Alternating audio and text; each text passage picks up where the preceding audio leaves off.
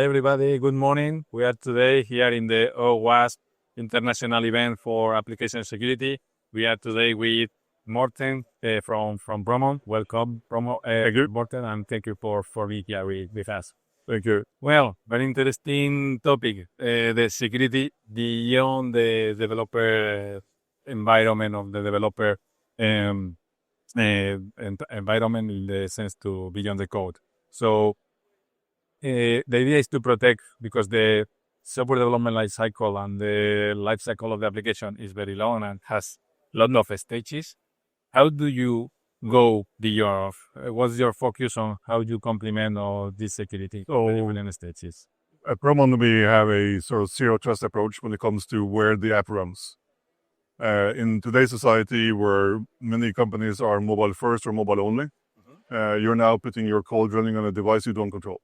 So if you look from a web application environment, obviously there's risks and security, but this is an environment you own and control.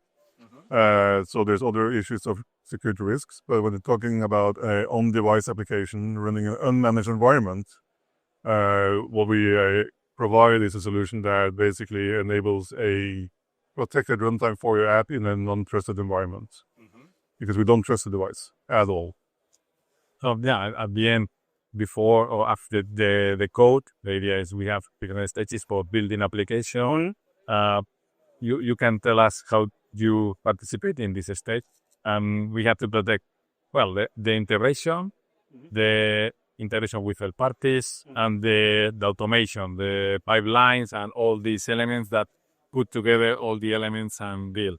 We have advancing something is new type of attacks, not just the vulnerabilities, but we are suffering from attacks in the not only in the runtime that you are protecting the application in the study, but we have also attacks to the supply chain or to the stages for building and delivering the application. So, for example, we protect the pipelines that at the end are software and are based on code, let's say.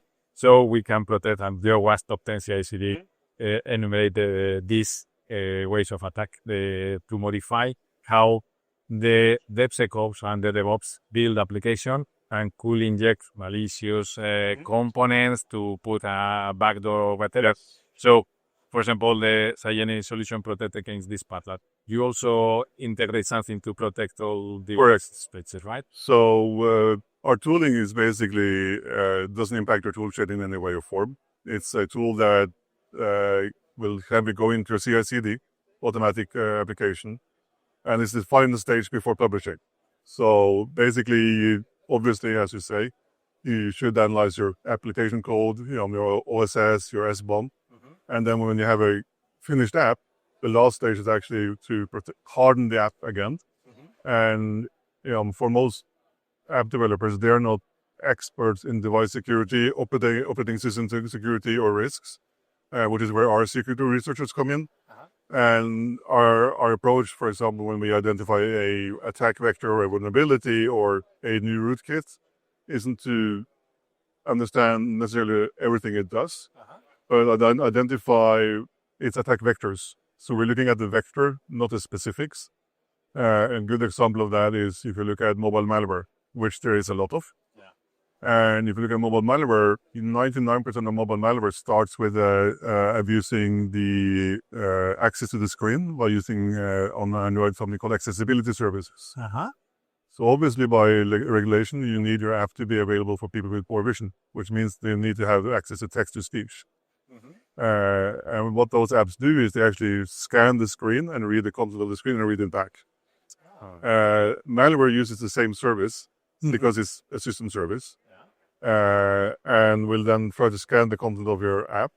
The downside with this accessibility services, as one example, it also enables you to interact with the application.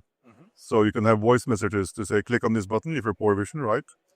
And again, malware can use this as a scalable attack to automate attacks to a bank or any sort of entity, in that they can have people downloading a fake app, like a classic PDF for writer reader, and they will scan all your sessions and try to steal your data. And then over time, they will build up a portfolio to also automate logins and do transactions. And you can protect or these malware elements that are injected in the application, and you can detect these components. Oh, we block them. You block them. We block them, right? So we basically look at their attack vector and the attack points, and we see how can we mitigate that. Is that a detection only, or is it a reaction, or is it a way for us to completely block access?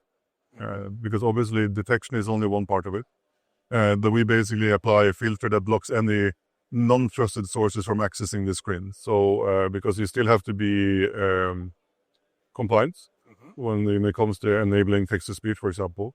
But then you know a set of lists of apps you want to trust for that, for example, TalkBack. Yeah.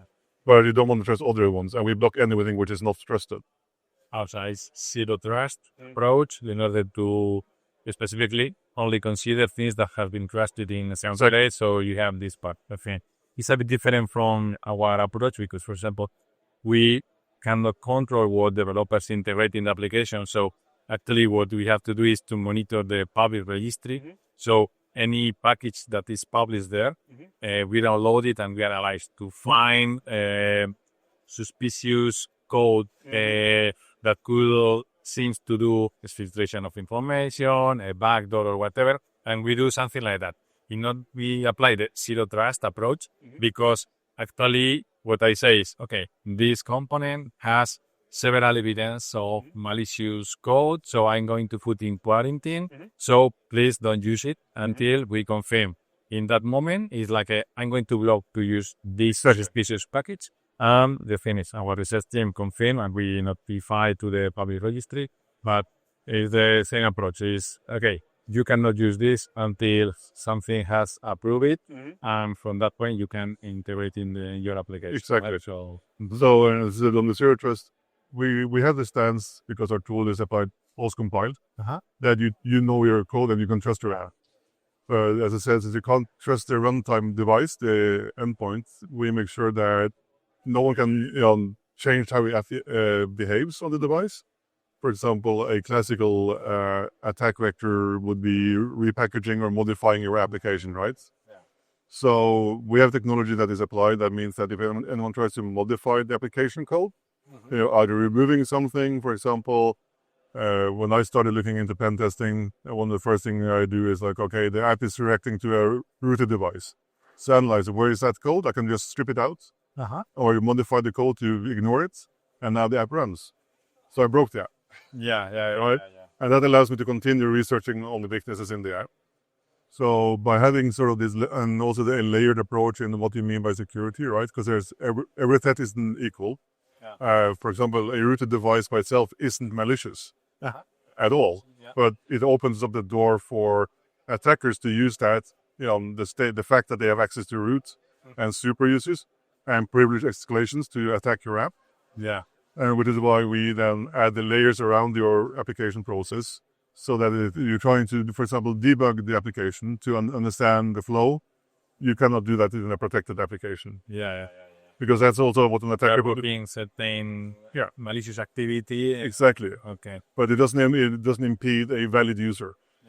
Which is important, right? You don't want to hurt your business by having negative experience for valid users, but you want to make sure that attackers move to a different target than yours, because yours is protected. You did good. Find an easier app to hack than my app. Okay. This repackaging is done in the side of the attacker, or is something because of an attack in the build pipeline of the. Typically, actually, at the endpoint. So, because if you think from a mobile point of view, you will publish your app on the App Store, on Google Play, whatever, and customers download the application, but they can then also take it from their phone to their computer and start analyzing it. Because it's on your device, you control your device, so they can copy it out and analyze it and repackaging, and then they can distribute it. None other channels or with less protection mechanisms. Yes, we've seen, particularly in social engineering, that in certain parts of the world, people are using WhatsApp for technical support. Telegram. And they're tricked into installing, take this app that I'm sending you or from this URL instead of the Play Store app. It looks exactly the same, but it's a modified version of your banking app or whatever, or your Bitcoin. and then they steal all your data because they modified enough the original app to look the same, but give them the data they want. The data or the money. Well, it's the same thing at the end, right? Yeah. This is a bit different because in our case, the attack is more focused on the pipeline, qualification of the pipeline, because at the end, instead of doing the repackaging at the end and distributing in other ways, take benefit of a vulnerability in the pipeline. I modify how the customer build the artifacts. I put there my backdoor or my malicious code, and then is the provider who distributes with the final version with the malicious Like an packages. SDK, for example. So the risk is higher because it's coming from a trusted provider. So I can use without any problem. But it's the problem. This is for example, the SolarWinds attack and this kind of thing. So it's important to protect against these vulnerabilities that poison the pipeline execution and other ways to modify or to inject code there. Yeah. Yeah, particularly as you say with the everyone using some pipelines, be it Git or whatever, and I don't think many companies have zero third-party dependencies or open source. Yeah. And obviously, although it's open source and some people are monitoring what's going into the open source, there will be vulnerabilities at some stage. So being aware what you're pulling in, because what you're pulling in, as I say, can impact your entire pipeline. You can pull in backdoors and everything into the code that you write and trust, but you can't really trust the third party fully, right? Yeah, that's true. Now, one important thing I saw in your product is if someone repackaged something or whatever, you have a solution for attestation to ensure that everything is as expected to be. Yep. How do you do this validation or this attestation to protect against these versions that are not the official ones? Exactly. So our solution is basically built. It's based on the trust on our own code. That's part of our SDK, which is obviously designed to be very robust and difficult to manipulate with multiple layers of obfuscation and encryption. So at runtime, basically, when the application requests access to an API, we provide a software element for your backend, which is shared source. So you can review all what it does, all the calculations, which basically can generate a challenge that you hand to our SDK in your app. And it will then, based on certain security telemetrics that you can specify, hooking, routing, etc., will calculate a response, which then the backend will validate the calculation. Yeah. If it gets a wrong calculation, we can then block that access to the API.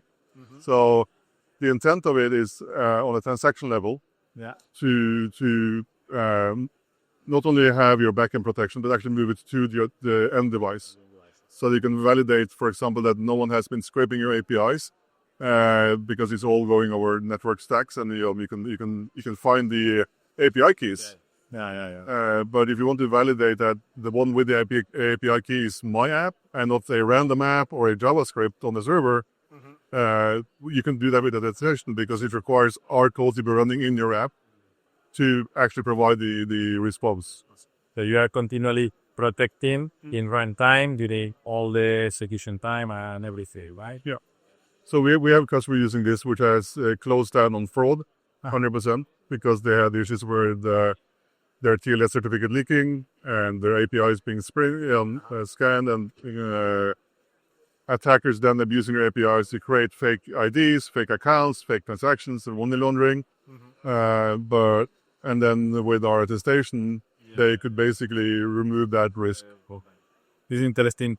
It's a bit different. Our build security is also based on this, such a provenance and attestation to certify that the entire process of building, delivering, using has not been tampered Exactly. in any place. So you are running or you are protecting again even after of this process because you are running still also in the running time because you are focused on the end customer application and you cannot control even after the distribution or the channel or whatever. The thing is, a bit different, but at the end, the technology it's all the same. Same. It's all about integrity validation, right? So I think that's one of the most crucial parts of the provenance and security is integrity validation.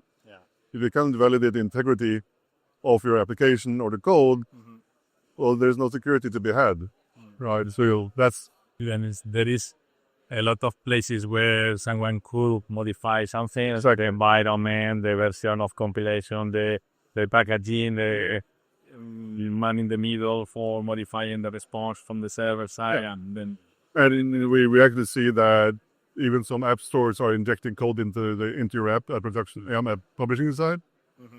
Obviously, you maybe want to trust the host of the service, but you have no insight into what they do, and they will not tell you what they do. So we also don't like, and so if anyone tries to modify the app after we are applied, including the app store, we don't like that, and so then we need to have a dialogue with the app stores. Fantastic. How do you see the event? A lot of providers here for application security solution, very complementary for mobile, for runtime, for the build. I think it's a very interesting exhibition. A lot of interesting exhibitors. As I say, for all the different areas that are important in OWASP, in general, because so OWASP historically has one focus, which is to do the web application, web development, and they also have the OWASP mobile experience. I see here there's people talking about AI agency protection. There's, as you are here, looking at source code protection and development cycle protection, vulnerability management, but also another part which is interesting, obviously, security training. I don't think you can have too much training on security and secure coding.